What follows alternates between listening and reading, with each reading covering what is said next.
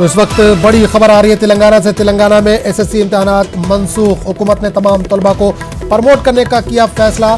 तलबा को इंटरनल इम्तिहानात की बुनियाद पर दिया जाएगा ग्रेड। वज़ीर आला केसीआर ने जायजा इजलास में लिया फैसला। 10वीं के तमाम तलबा को करार दिया गया कामयाब। तो इस वक्त बड़ी खबर आ रही है तेलंगाना से। कई दिनों से तलबा के जहनों में उलझन थी। तेलंगाना में अब एसएससी के इम्तिहानात को मनसूख कर दिया गया। हुकूमत ने तमाम तलबा को प्रमोट करने का फैसला किया है। तलबा को इंटरनल इम्तिहानात की बुनियाद पर दिया जाएगा ग्रेड। वज़ीर आला केसीआर ने जायजा इजलास में इसका फैसला लिया है। 10वीं के तमाम तलबा को करार दिया गया कामयाब।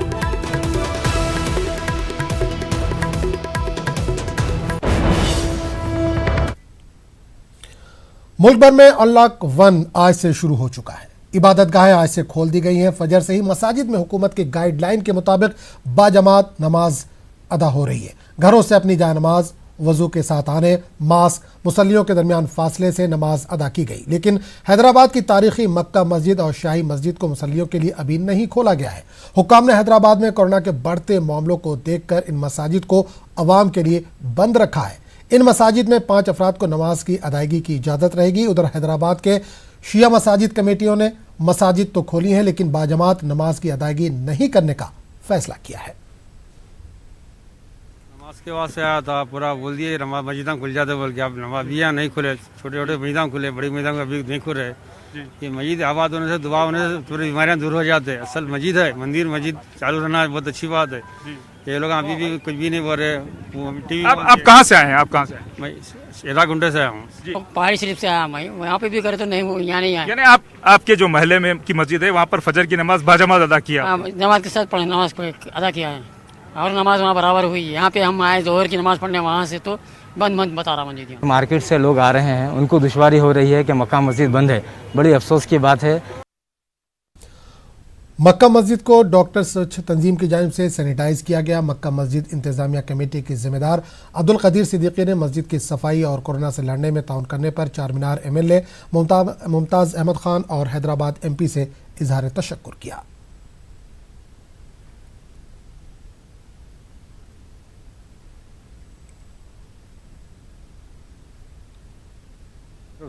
स्वच्छ की तरफ से ये जो है प्रोग्राम अमल में लाया जा रहा है।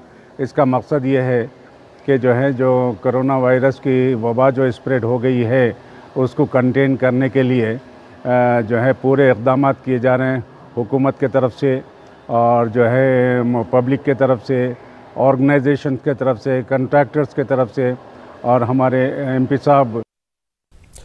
हैदराबाद कदीम शहर की जामा मस्जिद वज़ीर अली में भी नमाजों का बाजमात एहतमाम किया जा रहा है। मस्जिद में नमाजों की अदायगी के लिए इंतजामिया हुकूमत की गाइडलाइन पर अमल कर रहा है। मस्जिद से कालीन को हटा दिया गया है। लोग फर्श पर नमाज अदा कर रहे हैं या अपने घरों से मुसल्ले साथ ला रहे हैं। मास्क और सैनिटाइजर और सोशल डिस्टेंसिंग का मुकम्मल ख्याल रखा जा रहा है। वारंगल के मंडी बाजार जामा मस्जिद में भी नमाजों का हुकूमत की गाइडलाइन के मुताबिक एहतमाम किया जा रहा है। टीआरएस अक़लियती लीडर सईद मसूद ने मस्जिद में सैनिटाइज किया। इन्होंने बताया कि वारंगल के इबादत गाहों में दवाइयों का छिड़काव किया जा रहा है। इन्होंने आवाम से हुकूमत की गाइडलाइन पर अमल करने की अपील की।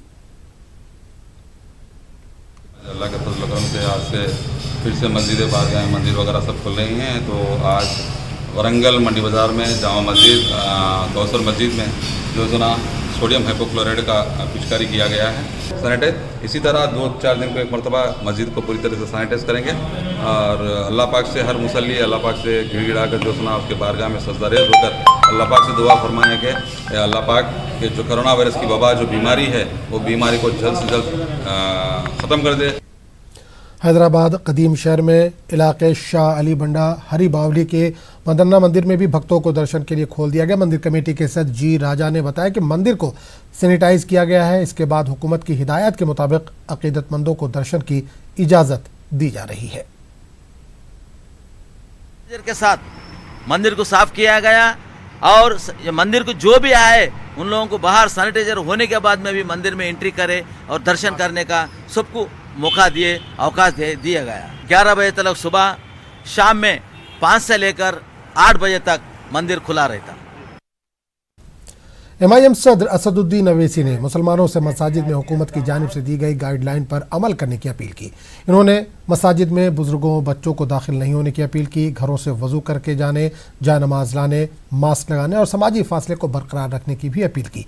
इन्होंने मुत्तहिद होकर इस वायरस का मुकाबला करने की अवाम से अपील की है।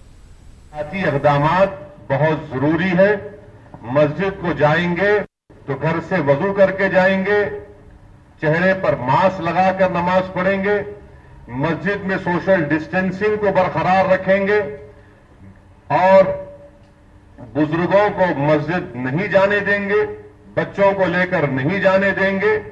ये अहम तदाबीर हैं, ये अहम गुजारिशात हैं जो आपकी सेहत के लिए, आपकी जान बचाने के लिए, हमारी रियासत के लिए, हमारे वतन के लिए बेहद जरूरी है। मैं आवाम से इल्तिजा करता हूं कि आप इस पर अमल करिए और ताकि आप अपने आप को बचा सकें, इस बीमारी से अल्लाह सुब्हानहू व तआला हमको छुटकारा दे सके और हमको मिलकर इस वायरस का मुकाबला करना है। ये बड़ा खतरनाक तरीके से वायरस फैल रहा है। MIM सदर असदुद्दीन अवैसी ने चीनी फौज की हिंदुस्तानी इलाकों में सरगर्मियों पर हुकूमत से सवाल किया। इन्होंने वज़ीर-ए-आज़म नरेंद्र मोदी से सवाल किया कि कितने चीनी फौजी हिंदुस्तानी इलाके में दाखिल हुए हैं, मुल्क जानना चाहता है। अवैसी ने चीन से हुई बातचीत को आवाम से वाकिफ कराने का भी PM मोदी से मुतालबा किया है। boisterous claims in a public meeting, please enlighten all of us. The country has a right to know. We demand to know from Mr. Modi, our Prime Minister, what is it that you are speaking to the Chinese? What is it? Please tell us on how much territory has the Chinese army occupied the Indian territory? How many Chinese soldiers are there? And let the country be told after every meeting which takes place. Why this selective leaks to selective only journalists? It is a fact, in my opinion, that the Chinese have encroached in and occupied Indian territory. This has been their modus operandi, that once the snow starts to melt, they come and occupy Indian territory. And it keeps on increasing. This has to stop. You have people from Ladakh who are giving out video statements, who have seen the Chinese army occupying more land than what they had last year. So this is a matter of concern and the country should be taken into confidence. Maybe the Prime Minister can say it in his next Mann Ki Baat whenever he wants to say, and we maybe after hearing it, the BJP supporters can do some thali bajao and diya jalao. हुकूमत corona virus से बचाव के लिए कई तदाबीर इख्तियार कर रही है, साथ ही हालात को मामूल पर लाने की कोशिश भी की जा रही है। कोरोना वायरस की तेजी से फैलाव का सिलसिला भी जारी है। रोज सैकड़ों अफराद इससे मुतासिर हो रहे हैं। ग्रेटर हैदराबाद म्यूनिसिपल कॉरपोरेशन के हुदूद में कोरोना वायरस के मामलात में तेजी के साथ इजाफा होता जा रहा है।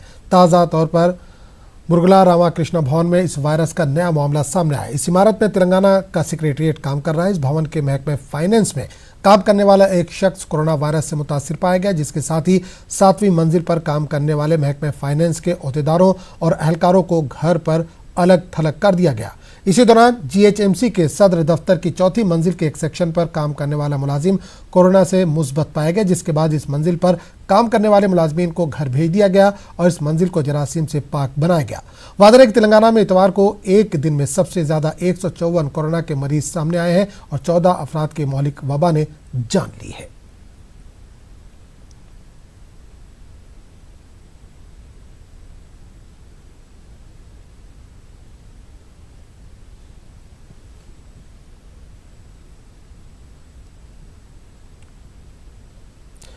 तेलंगाना की गवर्नर डॉक्टर तमिलिसाई सौंदरराजन ने आज शहर हैदराबाद के Nizam's institute of medical sciences यानी निम्स का मुआयना किया। इन्होंने डॉक्टर्स से मुलाकात की और कोरोना वायरस की रोकथाम के लिए इक़दाम और मुतासिरीन के इलाज की सहूलतों के बारे में बातचीत भी की। गवर्नर ने इस वायरस की रोकथाम के लिए लड़ी जा रही लड़ाई में पेश तिब्बी एहलकारों, मुल्क और रियासत के अवाम और इस मौजी मर्ज से मुतासिर होने पर तशवीश का इजहार किया। गवर्नर ने कोरोना वायरस से मुतासिर निम्स के डॉक्टर्स को फराहम की जा रही इलाज की सहूलियात के बारे में भी मालूमात हासिल की। निम्स के 4 प्रोफेसर 4 रेजिडेंट्स डॉक्टर 8 नीम तिब्बी एहलकार कोरोना से मुतासिर पाए गए। इनके साथ रब्त पैदा करने वाले अफराद को अलग थलग कर दिया गया है। तेलंगाना के वजीर तवानाई जगदीश रेड्डी ने कहा कि बिजली के सार्फिन को परेशान होने की जरूरत नहीं है। सार्फिन को 3 महीने का अलग अलग बिजली बिल दिए गए स्लैब में ही दिया जा रहा है। इन्होंने बिजली बिलों में भारी इजाफे के इल्जामात को मुस्तरद कर दिया है। మీకు బిల్ చేయలేదు, ఎవరికి కూడా ఎటువంటి సందేహాలు అక్కర్లేదు, అనుమానాలు అక్కర్లేదు. అది తప్పకుండా 3తో భాగించే 3 విభాగాలుగా చేసి ఆ పద్ధతిలోనే ఏ నెల కానేలా మీరు ఏ స్లాబ్లో ఉన్నారో ఆ స్లాబ్ ప్రకారమే లెక్క వేసి మీకు బిల్లు ఇవ్వడం జరిగింది. కాబట్టి కన్జ్యూమర్స్ ఎవరు కూడా అనుమానం పెట్టుకునే అక్కర్లేదని చెప్పి ఈ సందర్భంగా తెలియజేస్తా ఉన్నాను.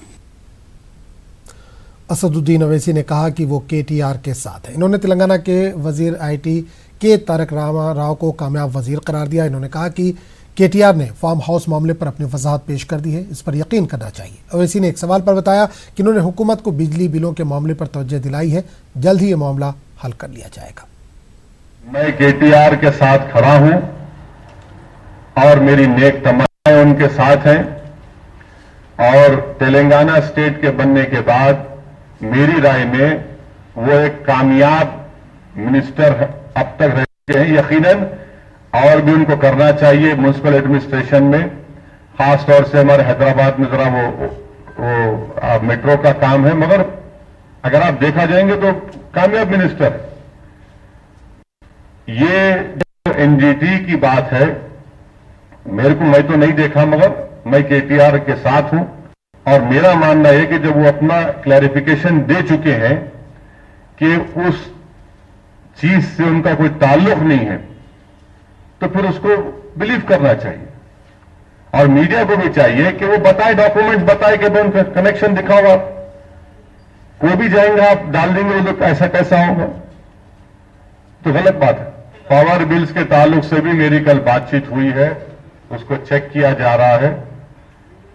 इलेक्ट्रिसिटी डिपार्टमेंट ये बोल रही है कि 3 महीने का बिल एक साथ भिजा है और उसमें गलती नहीं है। हम ये बोल रहे हैं कि आपको चेक करना चाहिए इतना ज्यादा बिल कैसे आया है, वो देख रहे हैं। कांग्रेस लीडर A रेवंत रेड्डी ने KTR से फार्म हाउस मामले की जांच शफाफ तरीके से कराने के लिए वजीर बल्दी नज्म व नस्क का ओहदा छोड़ने की मांग की है। इन्होंने असदुद्दीन अवैसी की जानिब से KTR की हिमायत करने पर कहा कि असदुद्दीन अवैसी चोरी करने वालों की हिमायत नहीं करनी चाहिए। इतने सबूत लाए कि वो 301 सर्वे नंबर से लेकर 313 तक उनका जगह है, 25 एकड़ में उनका फार्म हाउस है। वो फार्म हाउस इलीगल कंस्ट्रक्शन है। वो इलीगल कंस्ट्रक्शन में उन वहाँ ही रह रहे हैं। वो पुलिस वाले पे रिपोर्ट दिए, कोर्ट में डाला है। इसीलिए हम लोग ये पूछना चाहते हैं कि अगर आप म्युनिसिपल मिनिस्टर रहे, ये जांच सही तरीके से नहीं चलेगा, तुरंत आप रिजाइन दे देना म्युनिसिपल मिनिस्टर को। असद भाई किसके तरफ वकालत ले रहे? असद भाई छोटे मोटे झोपड़ियां जो 111 जीवो के खिलाफ है बोल के बहुत मुसलमान गरीब लोगों का घर तोड़ दिए। को कुछ लेना देना है तो अंदर अंदर करना। असद भाई ये सड़क पे सरासर चौरास्ते में ऐसे काम मत करो। आप मेरा अच्छा दोस्त है, मैं आपका वेलविशर हूँ। ऐसे चीजों में क्यों चोर के साथ आप क्यों जोड़ रहे हैं? अच्छा दोस्त को 10 रुपए लेकर साथ में लेना, चोर को 10 रुपए देकर छुड़ा लेना। क्यों चोर के साथ आप घूमने के लिए कोशिश कर रहे हैं? ये कोई ठीक नहीं है।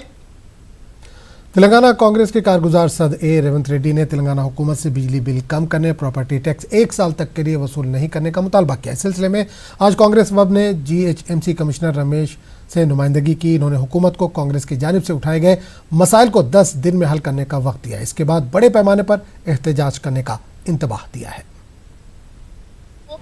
అదే విధంగా ఇంటి పన్నుల విషయము, కమర్షియల్ స్పేస్ విషయాలలో కూడా, అదే విధంగా ట్రేడ్ లైసెన్స్ విషయంలో కూడా ఈ 3 అంశాల మీద కాంగ్రెస్ పార్టీ స్పష్టమైన కార్యాచరణతో ముందుకెళ్లదలుచుకున్నది। ప్రభుత్వం దీని మీద స్పందించాలి, తక్షణమే చర్యలు తీసుకోవాల్సిందిగా మేము డిమాండ్ చేస్తున్నాం। असदुद्दीन अवैसी ने कहा कि मुल्क में कोरोना वायरस तेजी से फैल रहा है। हुकूमत ने अपने हाथ खड़े कर लिए हैं। अवाम को इनके मुकद्दर उनके खुदा के हवाले कर दिया गया। इन्होंने अवाम को हुकूमत के भरोसे पर नहीं रहने पर जोर दिया और वायरस से अपने आप को बचाने की अपील की है। रहा है इस पर मोदी गवर्नमेंट का कोई फिक्र ही नहीं है उनको, इससे कोई मतलब नहीं है। अब पर्दा उठा दिया, बोल दिए कि भाई हमसे कुछ नहीं हो सकता। प्राइम मिनिस्टर ने बहुत कोशिश की, अब आप जाने, आपके मुकद्दर जाने, आपका खुदा जाने।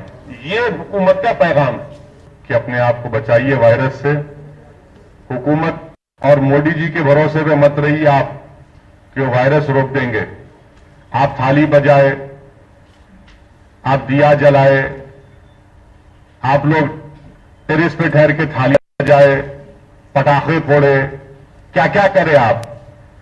आपको जो अंग्रेजी में कहता है mister Modi has taken you for a ride, please come out of it.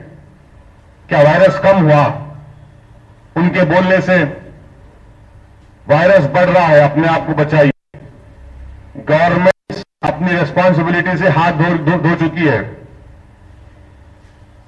अपने आप को बचाइए और सोशल डिस्टेंसिंग को बरकरार रखिए, हाथ धोइए।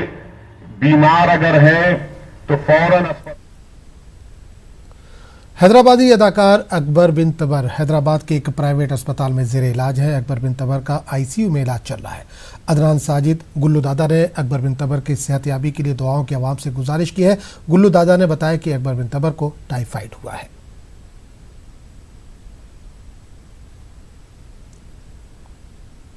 आज आप सभी से एक इल्तिजा, एक रिक्वेस्ट, एक गुजारिश लेकर आया हूं कि हमारा सबसे प्यारा, हम सभी का दुलारा अकबर बिन तबर, जी हाँ, अकबर बिन तबर की तबीयत खराब है।